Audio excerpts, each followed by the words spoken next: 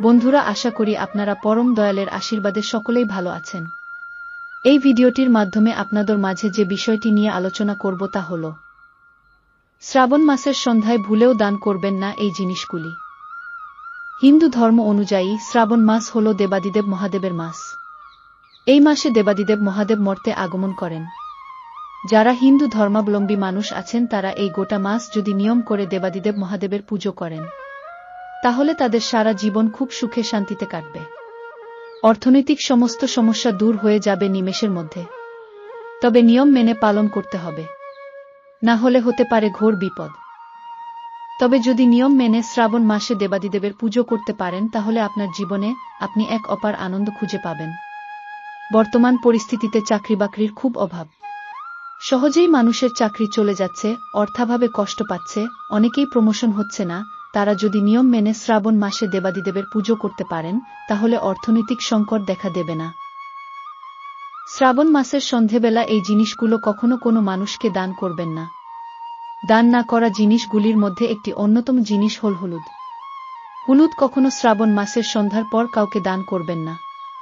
শ্রাবণ মাসের সন্ধ্যা বেলা কাউকে কখনো চাল দান করবেন না। চাল হল ঘরের মা লক্ষ্মী। ঘরের মা লক্ষ্মীকে কখনো শ্রাবণ মাসের সন্ধ্যা বেলা দান করতে নেই। তাতে আপনার অর্থনৈতিক সংকট আরও বেড়ে যাবে। শ্রাবণ মাসের সন্ধ্যা বেলা কাউকে দুধ দান করতে নেই। দুধ একটি পুষ্টিকর খাদ্য হিসাবে বিবেচিত হয়।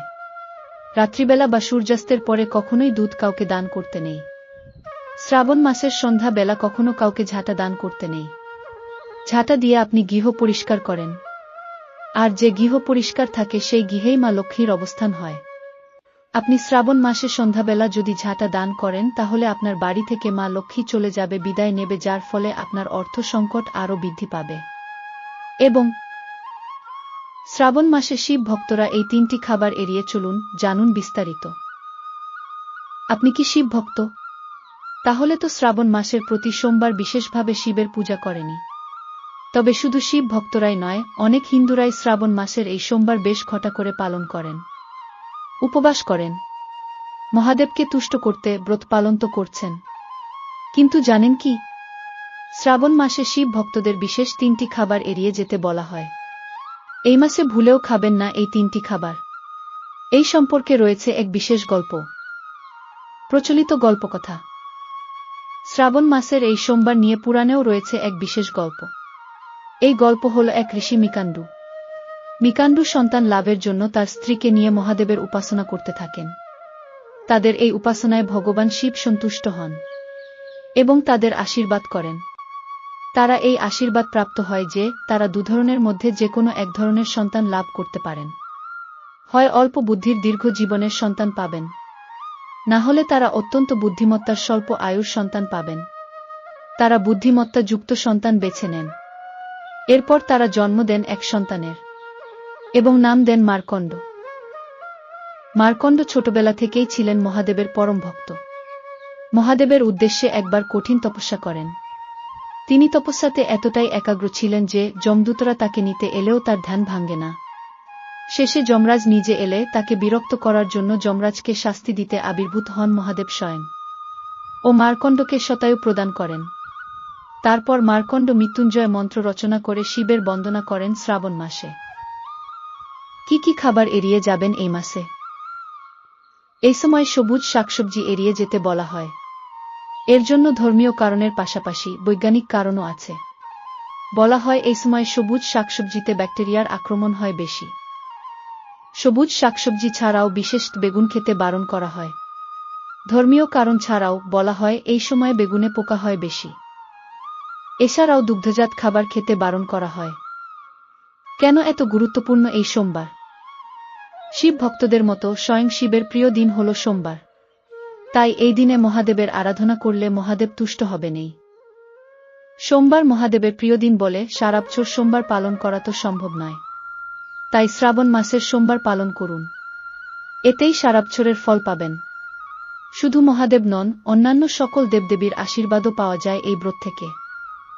মহাদেব তুষ্ট হয়ে মার্কণ্ডকে শতায়ু বর দিয়েছিলেন। তাই এই মাসের সোমবারগুলি অত্যন্ত শুভ। কি কি উপকার পেতে পারেন এই ব্রত থেকে? যেহেতু এটি মহাদেবের প্রিয় দিন, সেহেতু ভক্তিভরে সোমবার গুলি মহাদেবের আরাধনা করলে যদি আপনার কোনো গ্রহদোষ থাকে তাহলে তা কেটে যাবে।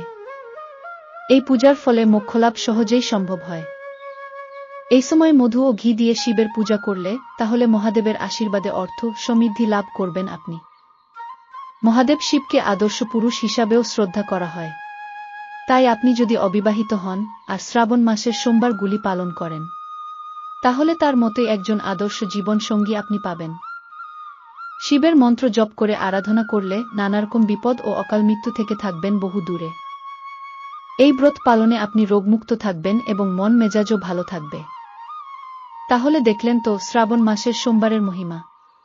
তাই মহাদেবের ভক্তরা মহাদেবের আশীর্বাদ পেতে অবশ্যই এই বিশেষ সোমবারে মহাদেবের আরাধনা করতে ভুলবেন না। আজকের মতো ভিডিওটি এখানেই শেষ করলাম।